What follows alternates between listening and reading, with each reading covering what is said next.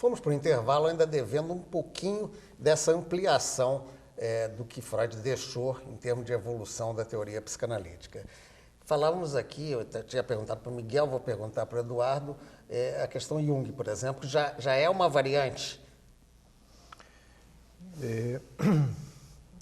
Digamos assim, é um desprendimento da psicanálise. Durante muito tempo, Jung foi não só psicanalista integrante do primeiro grupo, como que ele tinha sido, vamos dizer, escolhido pelo próprio Freud para conduzir um movimento. Acontece que ele, por ideia própria, ele começou a construir ou a tomar certos conceitos que ainda eram freudianos e aplicá-los e relacioná-los de outras formas, por exemplo, com a sexualidade também, ao ponto de provocar, para a grande frustração do próprio Freud, uma separação, uma ruptura. Então, por isso que se considera o junguismo, digamos, uma corrente própria, uma corrente à parte. Tá, e o que seria, por exemplo, o ponto dessa ruptura? Quer dizer, o ponto de discordância maior, se é que é um só, mas pelo menos o mais significativo? O da sexualidade é um deles. O da sexualidade é um deles e talvez seja por esse lado que a psicanálise levou à fama, como o Miguel estava dizendo, de ser pansexual, coisa que Freud nunca afirmou. Por isso que a psicanálise não é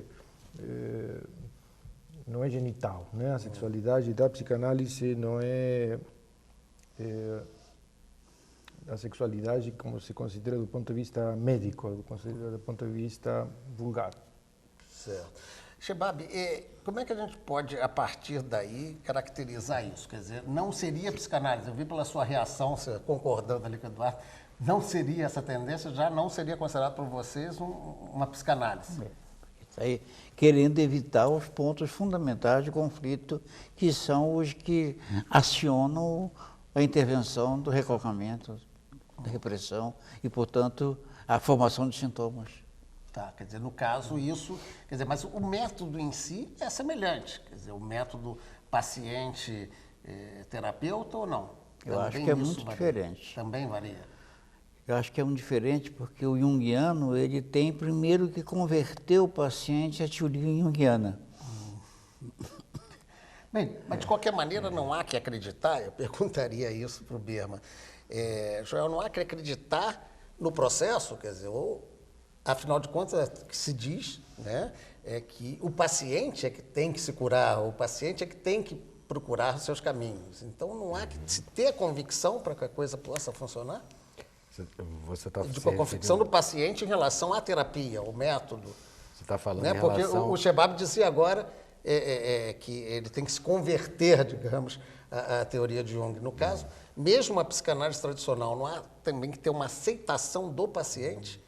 Sim, quando você tem uma demanda, digamos assim, de análise, quer dizer, você, de uma certa maneira, reconhece, mesmo que você não saiba exatamente o que é psicanálise, né?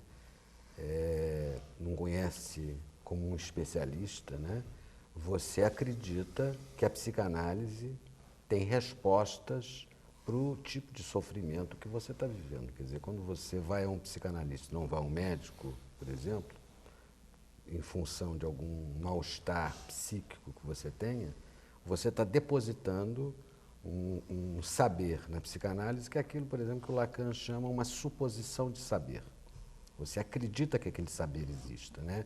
Agora, isso não quer dizer que o paciente, o analisando, tem que se converter à psicanálise, né, para se analisar. Mas ele tem que acreditar que esse saber exista. Inclusive, uma das ideias interessantes a respeito dessa suposição de saber é você acabar por descobrir, no final da análise, que você tem muito mais condições de saber sobre a sua própria vida que o seu psicanalista. Quer dizer, que essa suposição foi meramente uma suposição e que ela não se verifica efetivamente na realidade. Quer dizer, de que você adquiriu um saber para lidar com a sua própria existência e você pode abandonar o psicanalista e levá-lo para a sua vida. Claro. Digamos que a questão seja essa, você desinstitui o psicanalista desse lugar de saber. E que isso seria, digamos assim, o critério de um final de análise. Seria isso. Então, o Eduardo queria dar uma intervenção. Acrescentar o seguinte, que esse saber é um saber muito peculiar, porque é o saber sobre o inconsciente, ou seja, o paciente, aquele que está disposto a se analisar, ele vai passar pela experiência do inconsciente. Então, aqui que ele vai se converter a uma teoria, a uma ideologia, não. Ele vai acreditar em si mesmo que ele tem um inconsciente que produz efeitos. E na medida que passe por essa experiência, ele vai acreditar nesse processo. Ele simplesmente não precisa fazer uma questão de fé, acreditar no sentido da fé, mas apenas para continuar o processo. Tá. Vamos pegar, inclusive, esse aspecto, Miguel, a relação do paciente mesmo. Como é que a gente poderia definir melhor isso? Quer dizer, qual é o papel, então, do psicoterapeuta em relação ao paciente? Ele desperta, ele espelha? Explica um pouquinho isso para a gente. André, enfim, há pouco nós estávamos comentando aqui, né, que quando esse programa ficar pronto, né, ele vai ter uma versão que não vai mostrar o modo com que ele foi produzido, né? Quer dizer, nessa versão final, quer dizer, vão estar de alguma forma expressos, né? Enfim, as tensões, as dificuldades, mas nada disso ficará aparente, né? O que faz uma psicanálise é justamente trazer esse bastidor, né? Trazer isso que fica excluído da cena e, na maior parte das vezes, até mesmo adjetivado, né? Por infame, ou por desnecessário, ou por sujo, quer dizer, por coisas que de alguma maneira atraem, né, o desejo que a gente tem de apresentar as coisas sempre prontas e acabadas, é uma forma de você dar ênfase, de você focalizar, né, justamente o modo com que as coisas se produzem, o modo com que a própria vida de cada um de nós se produz, né. Quer dizer, o que um psicanalista faz é dar um palco, né, onde cada um de nós possa encenar esse drama. Quer dizer, o modo com que a gente fabrica, o modo com que a gente produz assim, cada um dos nossos atos, de forma que a gente possa se responsabilizar por eles. Quer dizer, do mesmo modo que aqui, né, nós estamos todos juntos aqui, quer dizer, quando o programa ficar pronto, ele vai ter uma aparência, enfim, acabada, mas, no entanto, quer dizer, enfim, o programa foi muito mais do que o que ele vai mostrar, né? Sim. Aí, deixa eu fazer até a brincadeira chamada com a questão. Eu poderia brincar com isso? Dizer que o inconsciente se tornar um pouco mais consciente para a pessoa? Claro. Esse é o caminho? E qual é o papel do terapeuta nisso? Ouvir. Ouvir? É. Bem, mas agora eu quero que você fale. Explica para a gente um pouquinho mais. É se percebendo, escutado, que o paciente passa a se interessar pelo que ele fala. A Associação Livre traz coisas novas porque abre essa dimensão de escuta. Então, eu sendo escutado por alguém que eu considero competente, eu me escuto melhor. Agora, e essa descoberta só pela escuta ou existe, quer dizer, aí vai ter a variação, o que seria um bom analista ou não seria um bom analista? O que vai distinguir?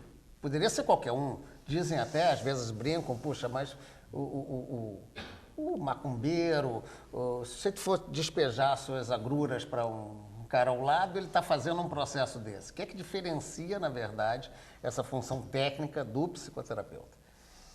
Eu acho que essa escuta ser uma escuta muito delicada e muito ligada ao novo que está surgindo. Essa escuta não é uma escuta qualquer. E se diferencia em que aspecto? Pelo toque que eventualmente é dado ou não? Também. Bem, mas eu acho que o paciente sente quando ele está sendo escutado e quando ele não está sendo escutado. Bem, Mas aí pode ficar calado o tempo todo e achando que está enganando o paciente. Não, porque muita gente reclama no processo de análise quanto a isso. E aí, Joel, como é que a gente poderia, por exemplo, ter a certeza a partir de uma formação? Aí vamos voltar àquela questão da regulamentação.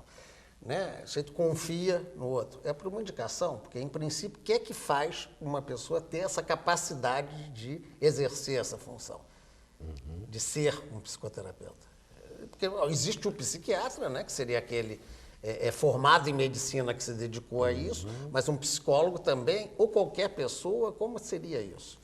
Olha, a rigor, como é que é a formação? A rigor, essa discussão é uma velha discussão que vem já dos idos do Freud, né, de que a psicanálise não era uma especialidade médica, a psicanálise não era uma técnica psiquiátrica, quer dizer, que a psicanálise tem uma autonomia, um campo de saber, apesar de não ser uma ciência como a gente discutiu no início, né, e que, por causa disso mesmo, o psicanalista não precisaria ser médico, nem necessariamente psicólogo, ele poderia ter uma formação em qualquer área que ele quisesse.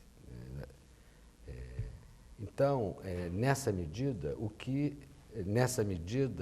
a psicanálise não precisa ser uma especialidade nem médica nem psicológica. Um filósofo, um antropólogo, um linguista, um jornalista como você poderia se tornar, se com quisesse, que pressupostos, no caso? psicanalista. Com alguns pressupostos. O primeiro pressuposto é que esse sujeito que quer ser psicanalista faça uma análise pessoal. Esse é o pressuposto fundamental desde o tempo do Freud, de que os psicanalistas têm que, pelo que o Eduardo estava dizendo, para ter acesso a esse saber do inconsciente, ele só vai saber ter isso se analisando. O segundo aspecto é que, na medida em que ele queira praticar, que a sua prática seja supervisionada por um psicanalista supostamente sênior, quer dizer, que já tem uma experiência a ser transmitida, e terceiro, que ele faça uma formação teórica. Então, grosso modo, apesar das diferenças das diferentes escolas de psicanálise, esse tripé, análise pessoal, supervisão da atividade clínica e uma formação teórica, está presente em qualquer grupo de psicanalistas do mundo inteiro, que seria isso que daria uma certa segurança e uma certa garantia ética para o exercício da psicanálise. Bem, eu acho que esse tema merece um pouquinho mais de conversa, mas nós vamos ter que fazer um intervalo e voltamos já já com a continuidade do nosso programa.